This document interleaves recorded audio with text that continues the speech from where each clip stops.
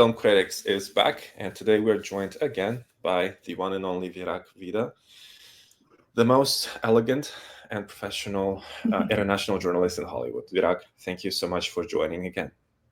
Thank you for having me again. Virag, it's been quite a busy season for you. In particular, I've been following your stories, your social media posts, and it's been busy with Critics' Choice Awards and everything connected to it, and later on, the Oscars. Two probably main events in Hollywood so far. And let's begin with the Critics' Choice. To me, it's probably an event of the main interest, and then we'll talk about the Oscars. So please share with us the insights. What happened, what was happening, and how did you feel? What did you feel about the awards this year? Well, I think first of all, if someone is listening us first time, have to know that the Hollywood reporters or correspondents has a very busy season from September till the Oscars, basically. So that's what we call award season. And yes, as you mentioned, we have several awards galas going on in Hollywood since January. So it's always in the beginning of the year. But last year, from September till December, end of December, we have to watch all the movies, and we have to select those outstanding pieces what we would like to nominate. So I am in Critic Choice, so I am a voting member there, and we have to select those films what we want to represent the best films on the Critic Choice.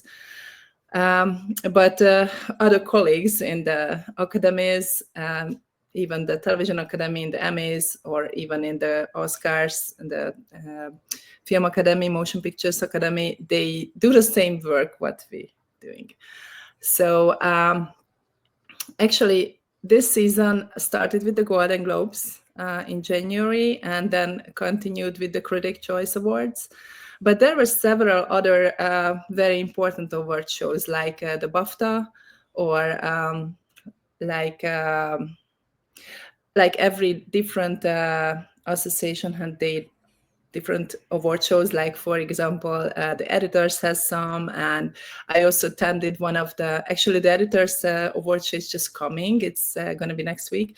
But for example, the Composers Awards was a fantastic experience too. So every award show's happening till the Oscars usually. And yeah, the Critic Choice is historically one of the best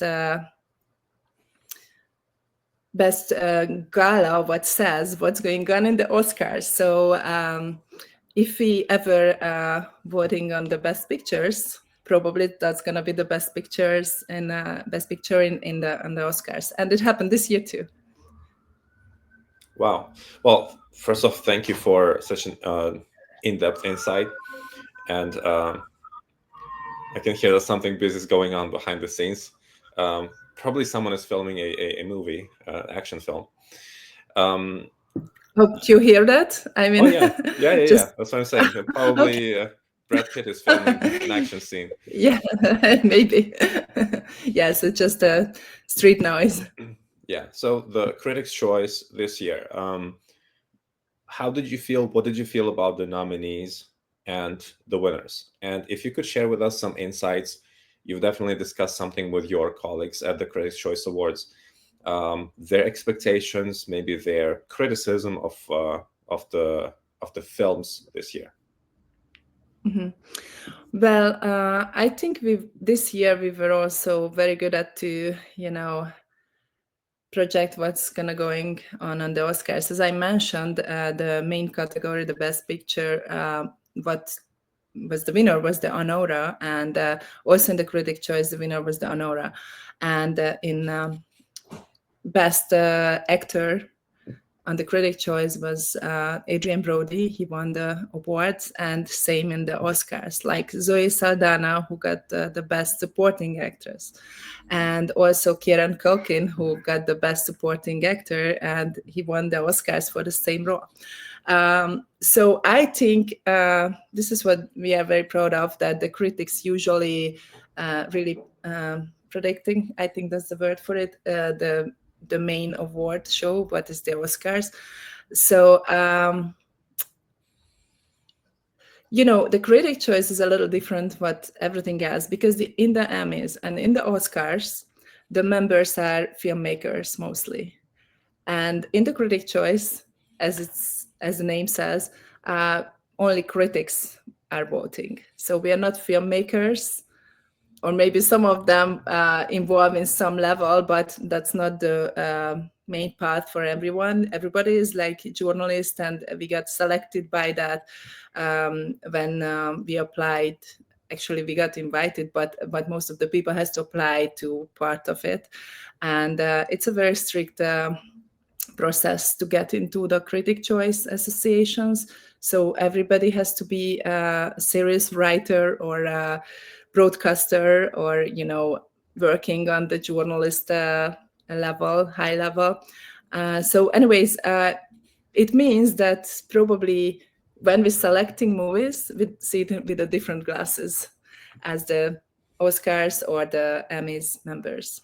So that's why I think it is a significant and very important award show. And that's why it's also giving ideas maybe for the Oscar voters, so the Academy voters, to what are the good things. So I think we are a little bit of a milestone to decide which movies should be selected as the outstanding pieces this year. What are the main every year? Well, of course. What are the main points that the Critics' Choice is judging about? What are you criticizing? Let's put it this way, in a simple language.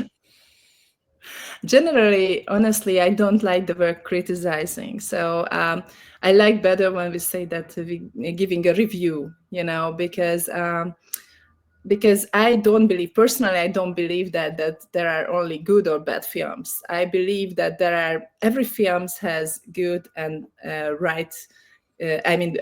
good and bad perspectives. So I think it couldn't be just like black and white. So, for example, if a film is not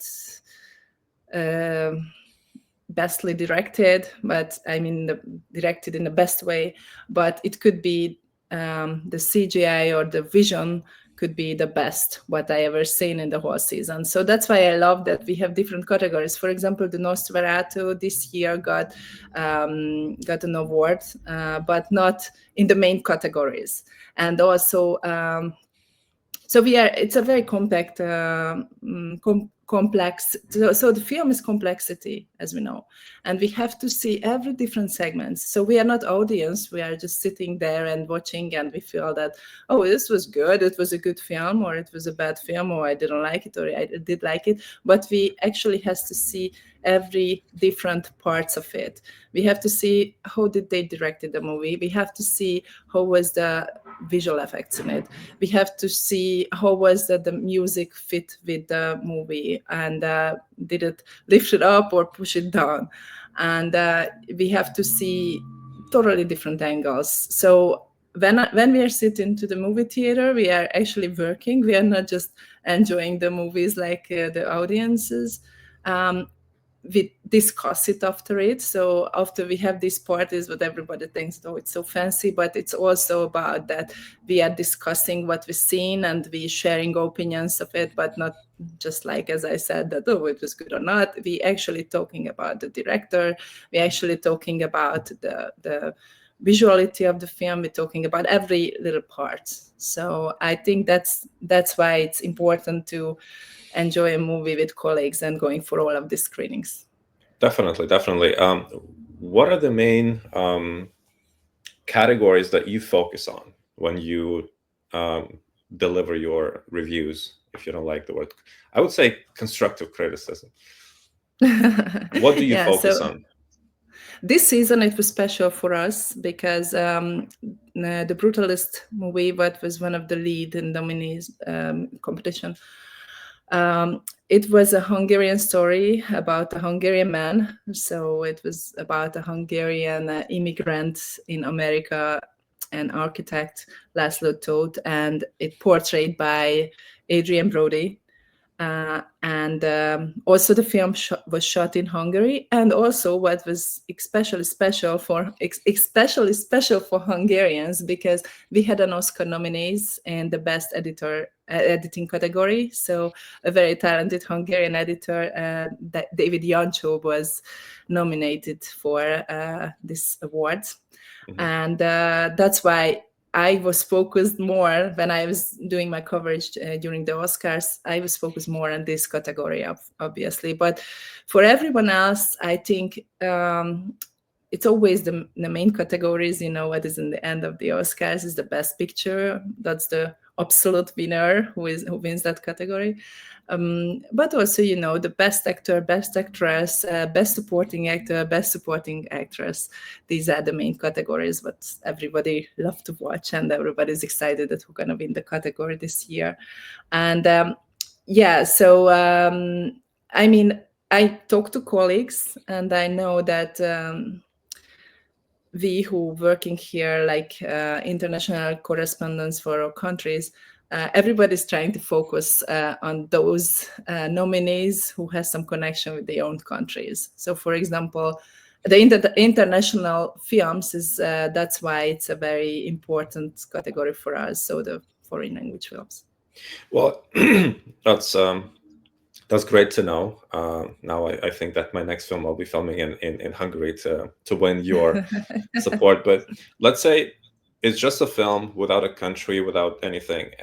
Which aspects, which details do you mainly focus on? What is the most important for you, and what is less important? For example, for some people, the story is more important than the sound. For some people, the light is more important than the frame, right?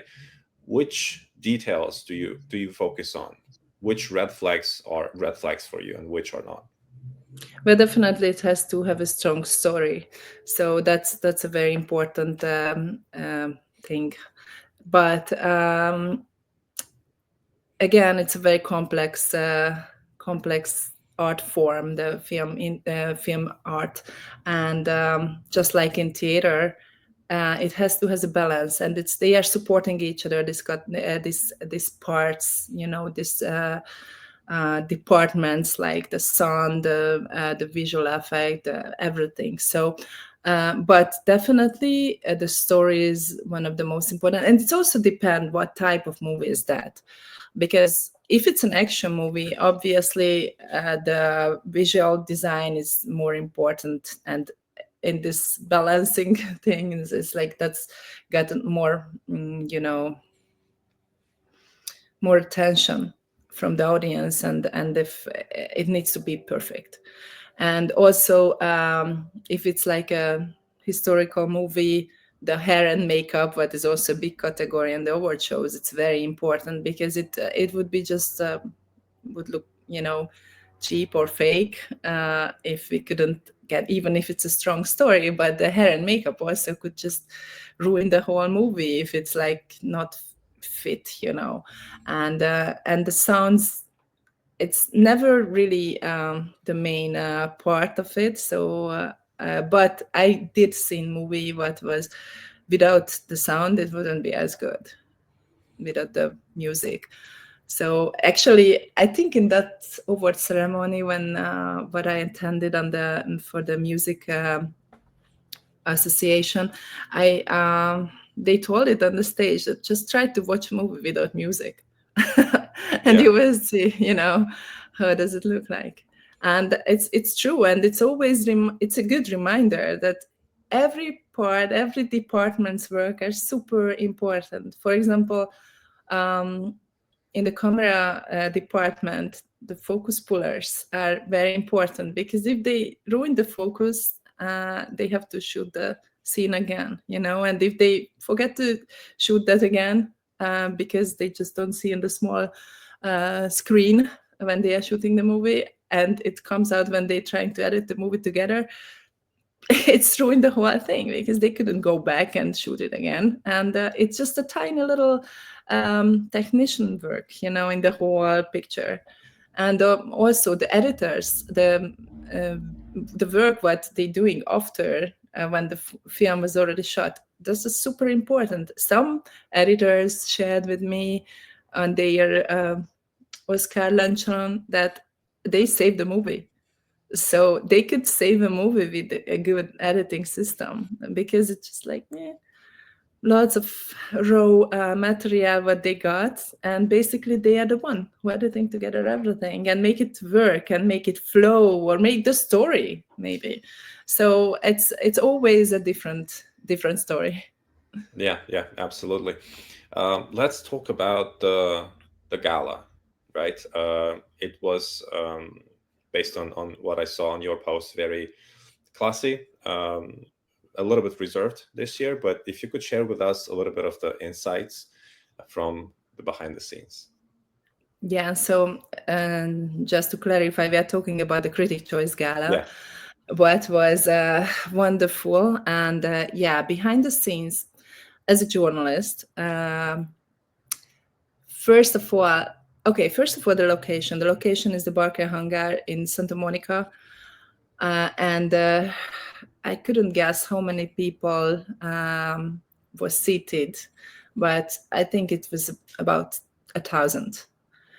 In beautiful round tables, and it looked like huge ballroom. So we couldn't see anything from the original circumstances. We didn't even notice that we are actually in an airport.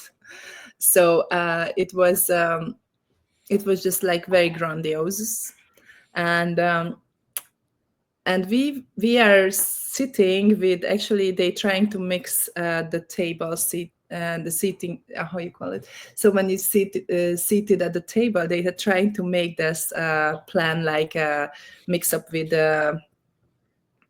sometimes it's studios, talents, PR persons, journalists. So it's a great place to make new very valuable connections. And also before we arrive to the ballroom, we have a cocktail party. So, and that's a very good place to meet with the talents, because we don't want to bother them during the gala. So it's not impossible, but because everybody's walking between the adverts, because it's a live show. So when they have the adverts break, we can stand up and we can wander around, but they counting down. So for example, that's an interesting inside information, that they start to count down in the room, and they say that dear guests, you have 30 seconds, please go back to your seats, because it couldn't be, it wouldn't look good in the live stream if we would be like wandering around and the guy is going on. So, but that's why they doing the cocktail party before, and that's where we meet with the stars, and we have a chance to talk to them a little bit before. And there is an after party, but it's always the same. But this year, actually, they canceled the after party just because of the fire. So they also asked us to don't wear gowns. So it wasn't a black tie even this time. We still could dress up nicely, but they asked us to don't go in the higher, level of dressing up. Right. There was a question in my head, which I always felt curious about. Critics' Choice Association and the awards ceremony is relatively young. Well, younger than the Oscar, younger than, I think, Golden Globes. What and how made it so popular and so recognized by the studios, by the A-listers, by the top players in Hollywood? So we celebrated this year the 30th anniversary of the Critic Choice Awards, which is, I think, in the American history of award shows, is not bad. I mean, of course, we have the Oscars, so it's going to be 100 years old in 3 years. And the Golden Globes is, you're right, it's older. But I talked about it before. The Golden Globes had corruption scandal several years ago, like 4 or 5 years ago. And that really broke their reputation. So a lot of stars turned back because of that for the Golden Globes and the HFPA, what is behind the association behind the Golden Globes, Hollywood Foreign Press Association. But I think they came back and it got much better now. But also that time when they went through on this hard phase, it's also highlighted the work of the Critic Choice Association. So a lot of stars started to like us better because they realized that that this association is very far to be corrupt, and it's a very clear voting system, and it's really about the movies and the talents and the critics. Before it wasn't as popular, so probably that's why people didn't know about the Critic Choice, because the stars a little scared to from that to be judged by critics, you know. So it's really scary for them. I can hear it every time on the speeches when they receive an award, and they say that, "Thank you, critics. You never liked me." I heard this speech on stage. You never liked me, but finally you realize that I am actually doing a good job, or something like that. So they always has these funny jokes about us that when we feel that they are scared to be judged by critics.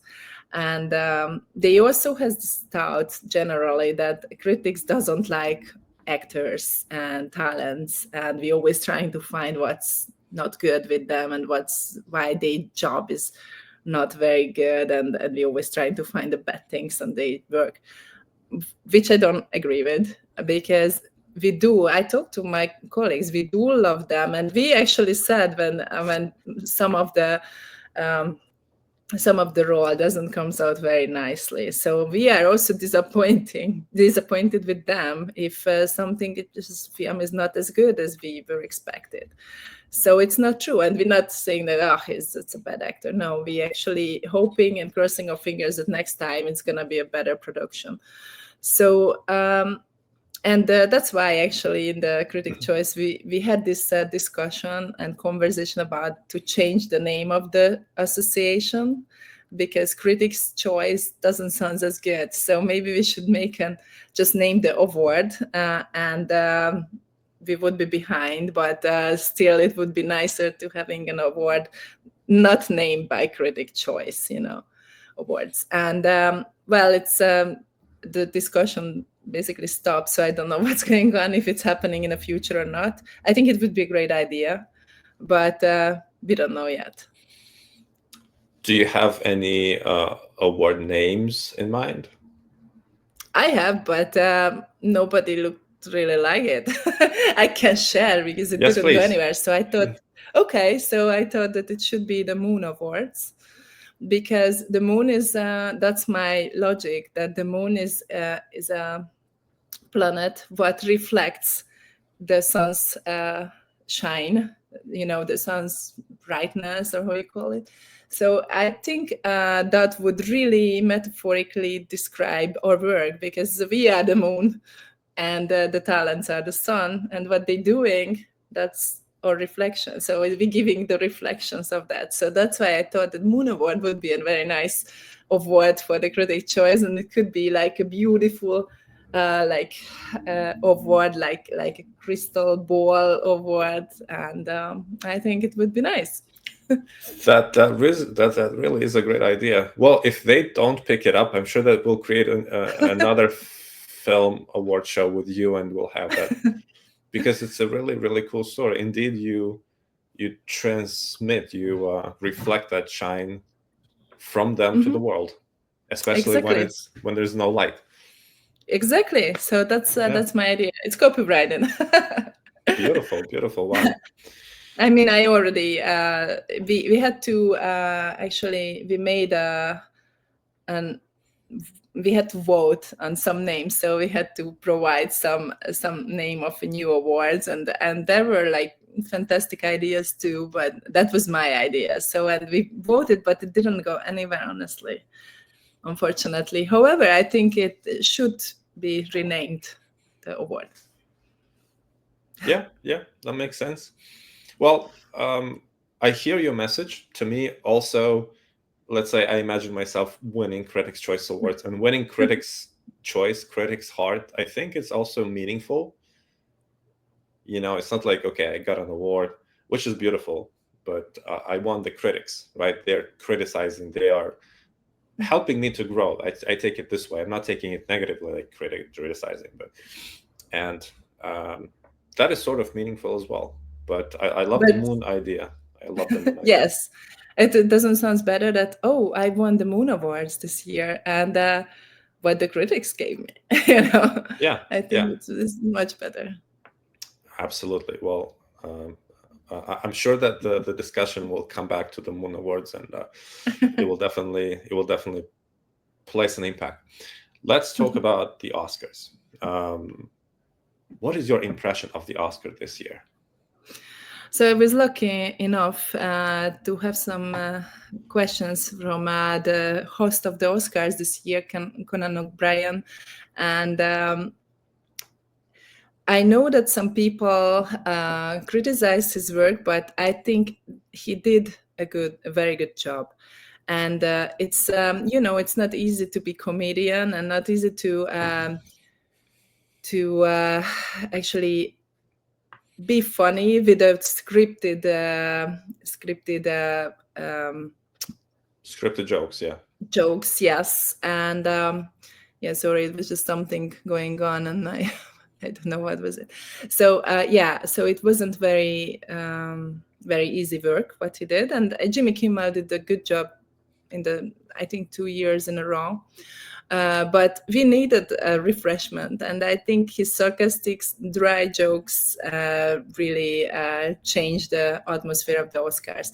And it was a gala what was very calm. I mean, in that way, that there wasn't any scandals. We didn't see any slaps on the stage, or an actress who fell in her dress, or on the stairs or something. So there was no drama, no scandal, nothing very dramatic scene, which is good, I guess.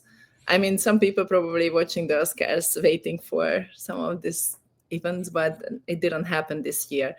And I think it's my message for every people, every audience who criticizing the Oscars, that I think they did an amazing job, and they do an amazing job year by year, because just think of it, the Oscars is nothing more just an award show, and it's live streamed, and it's 3.5 hours long, almost 4 this year. And if you just think of that, how boring is that? The people nowadays really get used to a lot of impulse from the modern world, visually, and they just watch an action movie or a Marvel movie. It's like, and the award show is boring. It's like it's like it has a script. It has to be opened by a monologue. It has to be give away in all categories, and have to list the nominees, a little dance, a little music between. So it is really difficult to keep the attention of the audience. And I actually wrote it down in my article when I was covered the Oscars, that I actually checked the statistics, and nowadays people's attention to watching something, it's 7 seconds, which is less than golden fish attention. So it went down and down and down in the last few years. It started with 47 seconds like 10 years ago, and now we are at 7 or maybe 8, but it's under 10. So it's like so difficult to make an award show what is nothing else, just an award show live stream for 3.5 hours. So compared to that, I think they're doing a fantastic job.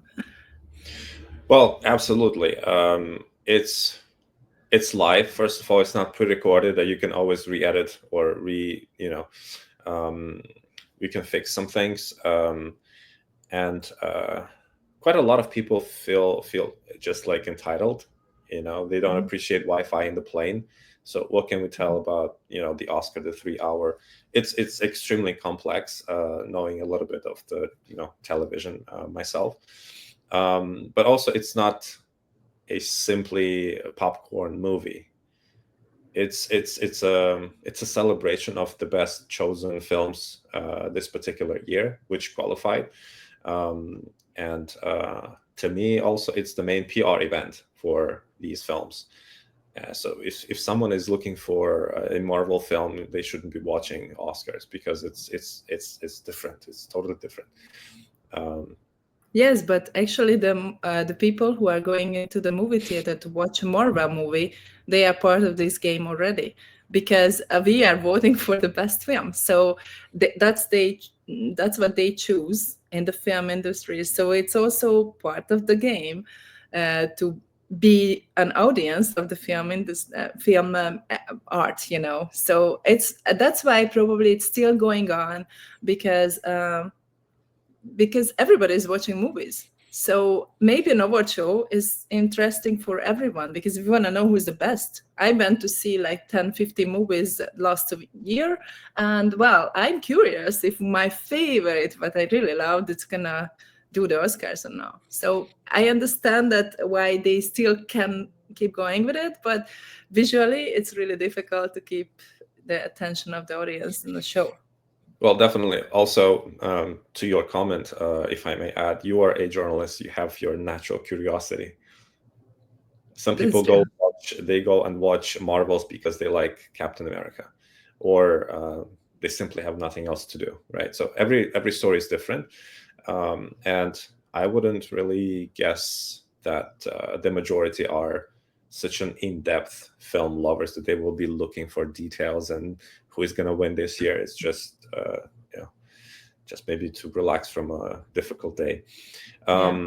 So yeah, I would definitely never criticize people who are doing the job, as the Oscar team and also the judges and everyone else. They put tremendous work together.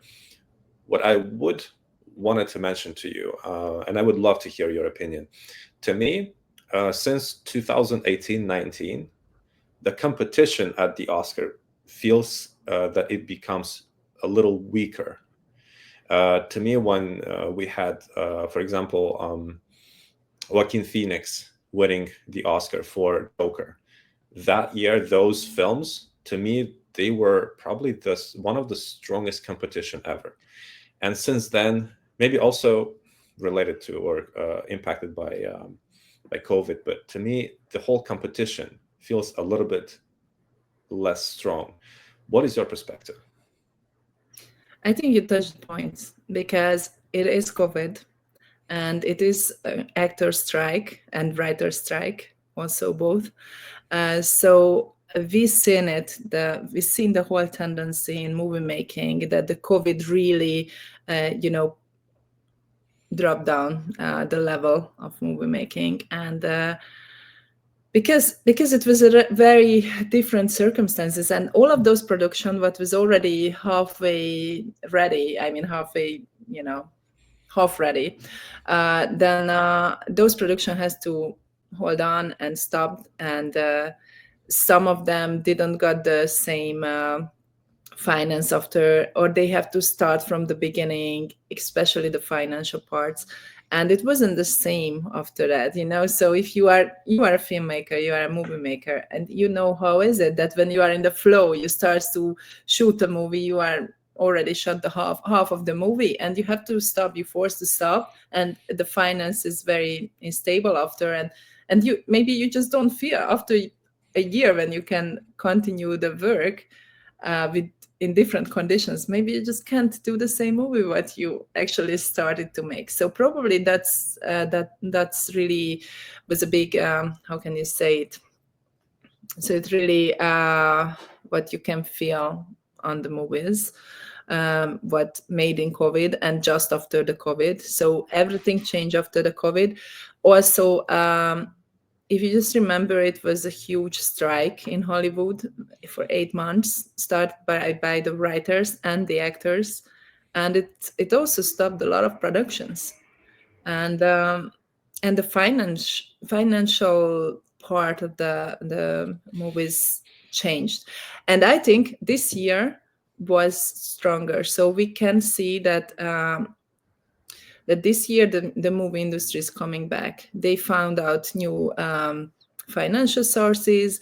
They shot in different countries. They moved a lot of productions in different parts of America because it was cheaper to make, for example, in Albuquerque. That's New Mexico's New new Mexico. new spot. Yes, and Atlanta, and in America, and Budapest in Hungary. And so they took a lot of productions there too.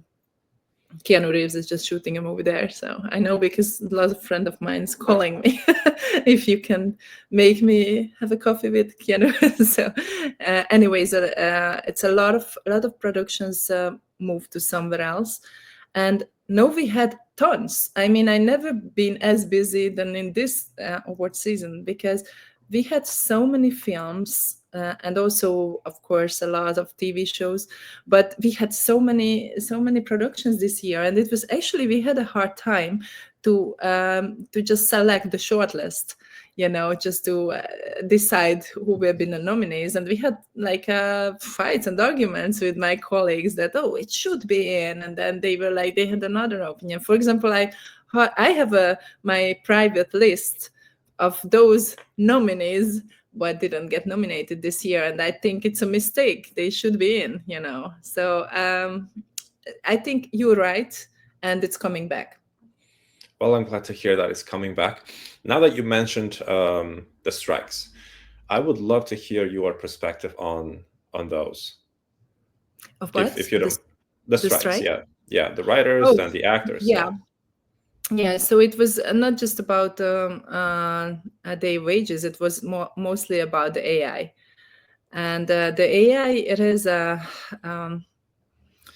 difficult question in this industry, and we are talking about it a lot. But I just made an interview with one of the Oscar winner, technical Oscar winner. Mm-hmm. He's a Hungarian man, and well, it's difficult to talk about it for me because it's too much technology involved. But basically, he said that there are two type of AI, and one type is what is just like an equipment for the filmmakers, which is not dangerous at all. It's like he explained that it's already our CGI. They already have CGI. It's just an AI what can speed it up the whole process and making it cheaper and making it more precise, even more precise than the CGI. And they came up more and more ideas. He made some libraries, but it's like following lights and make it more precise. So yeah, and then there is the other type of AI, what is more dangerous, what is taking the creative jobs. When you program the AI to actually make a movie, and that's what scared the writers, and that's what scared the actors, that it's gonna, if they just gonna make movies without any human touch, basically just programming to what to do, and the programmer is making a movie, that's scary for them, and that's what they don't want. And I think that's what I heard back since the strike from in a lot of platforms and from audience side too, that this is the movies what we are not interested in. We don't want to watch only AI created movies. It's okay to use AI during the filmmaking process, but it's not okay to give the opportunity to the AI to create a movie. So I can agree with that, and that's my personal opinion. And it just gives me hope. And I think, like in everything, there is a good balance. Well, definitely. I'm also pro balance. The thing which was fascinating to me when I was observing these strikes, and I think I even had an interview about that, because I'm not against AI in a way that it facilitates the business and helps us make more money, because I'm pro business. At the same time, when we have these actors or writers complaining for they want more pay, right? Or they complain about the AI, whether it's writing or their image. I see just a lack of intelligence. I see a lack of education, because I know personally quite a few influencers who created and copyrighted their AI image, and now that AI girl goes on a date while the actual owner sits at home, collects the paychecks, and has her cocktail, right? So there are opportunities if done well, and I think that they were quite a bit of they were misled by the SAG management. I don't find them intelligent at all. When it's a business conversation, you need business people to go and get into negotiation, right? And also, if they're complaining about the wages, how can you not get paid for 8 months? So I have quite a few questions behind the scenes of the whole that show, because to me it was just a disaster. I think last time we had a strike, we got reality TV. This time I don't know what's going to happen, but it's quite interesting. And one more thing that was again interesting for me to point out: I haven't seen Aaron Sorkin protesting. I haven't seen Martin Scorsese protesting. I haven't seen Brad Pitt protesting. So if you represent value, which I think everyone should focus on, grow your own skill as a writer, as an actor, actress, director. AI cannot substitute you. No one can write, no AI can do as good as Aaron Sorkin, for example. Right? So yeah. Okay, so I was actually, I just tried to see, but I don't.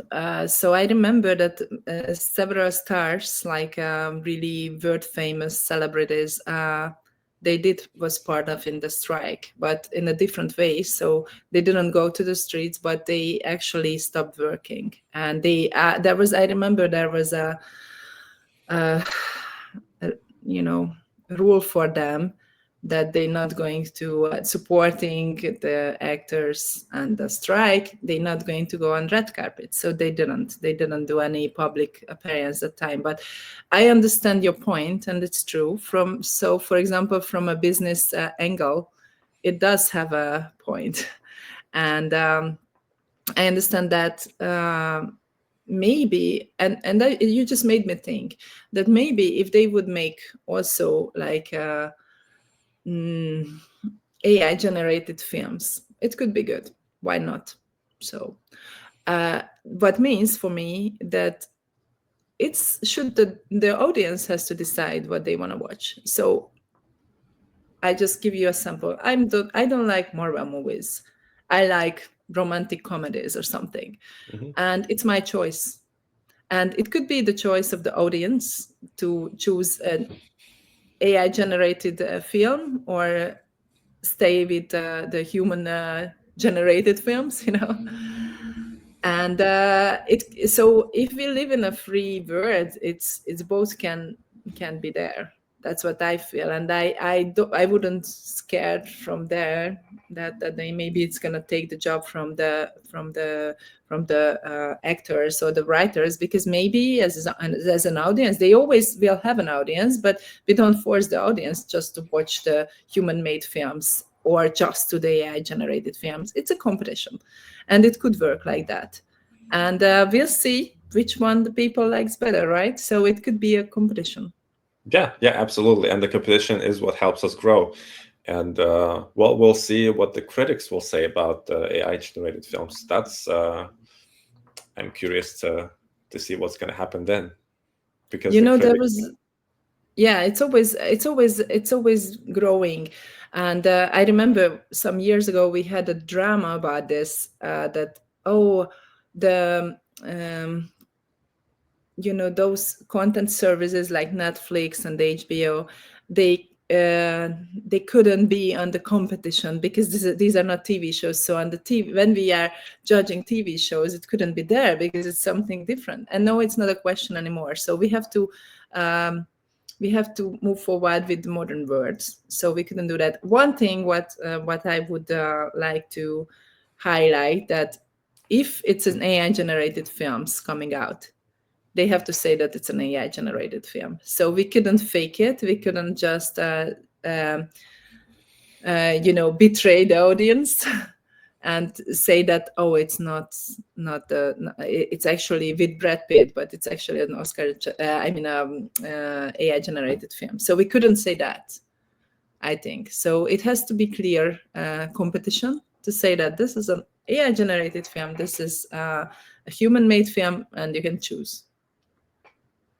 And by that, do you mean like the whole film production or just the script, for example? I think the audience has the right to know about which part was AI generated. So I think it should be, you know, uh, it should be out. And it's like when we know that this is for an 8 years or this is for a 16 years or this, and it just have to be in the information. And people, if they are not too lazy to research and they really want to know, they can. It Absolutely. just couldn't be hidden. Yeah, and another category for another business opportunity. I think it will be a great idea, as you mentioned. Yeah, Talking and about, it could be. Sorry, yeah, one more note. yeah, And it could be a new categories in the award shows. So I can imagine that they add an extra category for AI generated films, and it has to be like, I don't know, 40. If it's more like 50% of AI generated, or the script is AI generated, something like that, it could be a new category. yeah. Maybe it could be the future. Yeah, well, let's see what happens. And talking about films and non-AI generated films, created films, what's new about your film? We just finished the award season, and yes, I am working on a short film, and I believe that it's gonna be ready soon. I mean, we're gonna start working on it soon. I actually had a discussion already last week with one of the producer, and we're trying to move forward with it. So as I have a little update, I will let you know. Definitely. Do you have any filming dates in mind, like August, December, anything?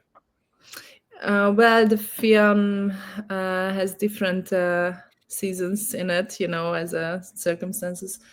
So, but one main scene, I would say key scene, has to be shot in Budapest, or maybe we're gonna use some AI. Who knows?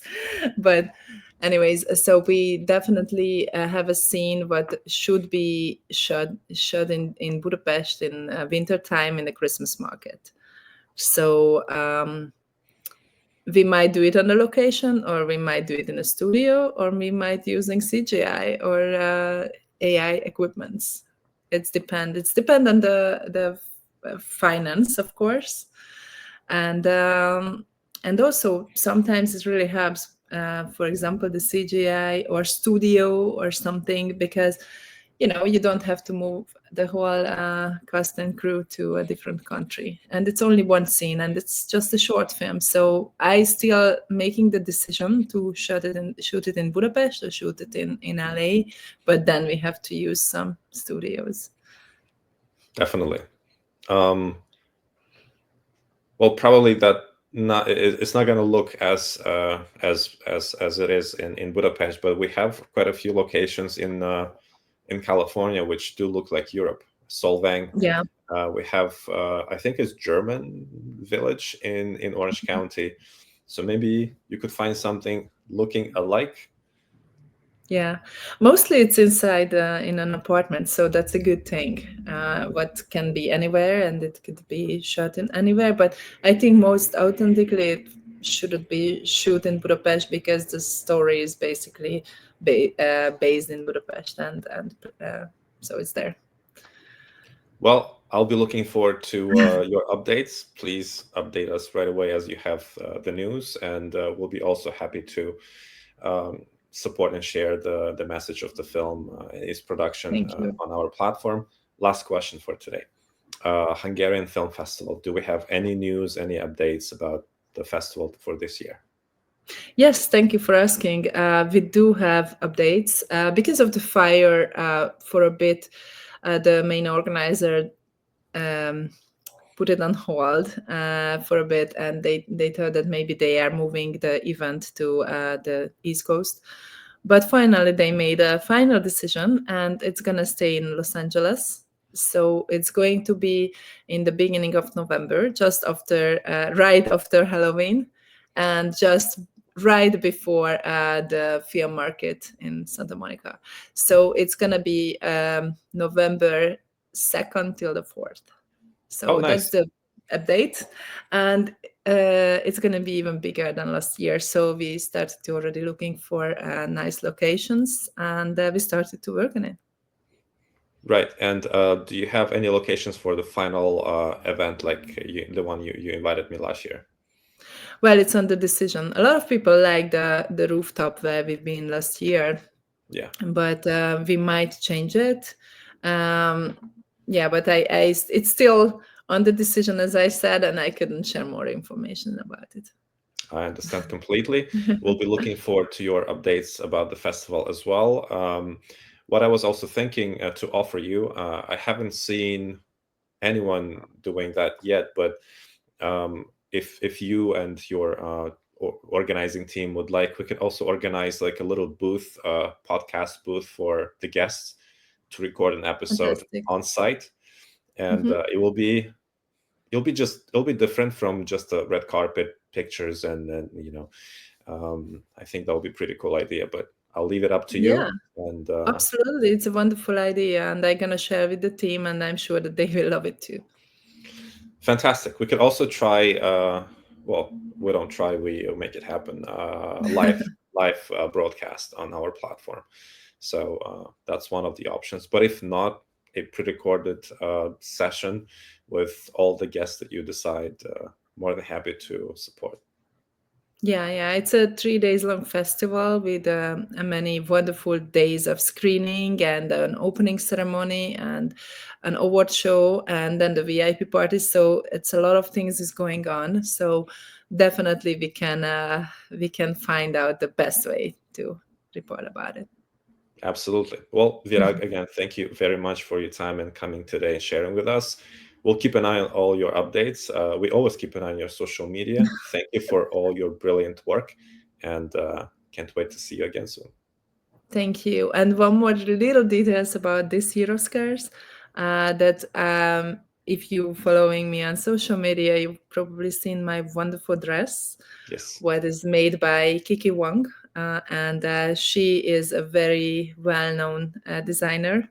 She dressed me up for this wonderful evening, and she is very well-known. Also, was on cover on the Harper Bazaar's Vietnam. So she's very wonderful, and I actually just suggesting you to interview her too, because if people really want to know about Hollywood secrets, well, she can share a lot too, because she's dressing up many stars.